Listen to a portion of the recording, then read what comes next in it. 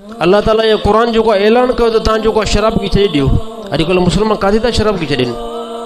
अल्लाह जो क़ुरान ऐलान कयो व्याज न हलायो। अॼुकल्ह काथे मुस्लमान व्याज की छॾनि था।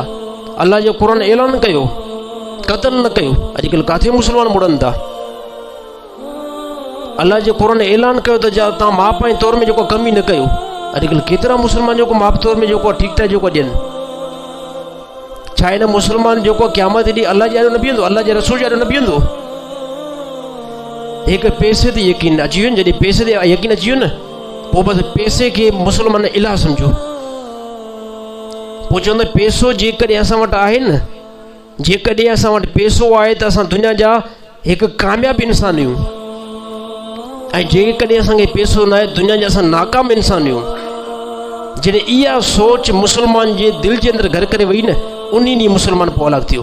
हाणे इहो मुस्लमान छा कंदो, छाजे करे पैसे ते यकीन अची वियो आहे न। हाणे जेकॾहिं पैसो सच सां ईंदुसि त उते सच ॻाल्हाईंदो, जेकॾहिं पैसो कूड़ सां आयुसि उते कूड़ ॻाल्हाईंदो, जेकॾहिं पैसे में नफ़ो जेको आहे हेरा फेरी सां आयुसि पोइ हेरा फेरी बि कंदो,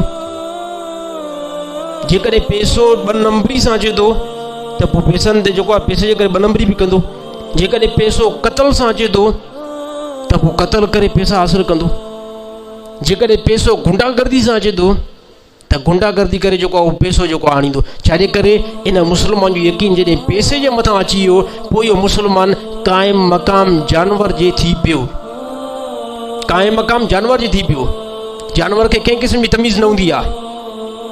जानवर कॾहिं कंहिंजी बनी में जेको गाह खाईंदो आहे, कॾहिं कंहिंजी बनी में गाह खाईंदो आहे। छाजे करे जानवर गैर ज़वेल अक़ुल आहे। जानवर खे कंहिं क़िस्म जो अक़ुल न हूंदो आहे। इन जे करे जानवर कॾहिं हुनजी बनी में, कॾहिं हुनजी बनी में, कॾहिं पंहिंजी बनी में। इहो मुस्लमान जॾहिं क़ुरान खे छॾियईं, जॾहिं नबी जे तरीक़े छॾियईं, इहो मुस्लमान हाणे जानवर आहे। पोइ कॾहिं कंहिंजो माल खाईंदो, कॾहिं कंहिंजो माल खाईंदो, कॾहिं कंहिंजो माल खाईंदो। छाजे करे ख़ुदा जो ख़ौफ़ जेको आहे निकिरी वियो आहे न।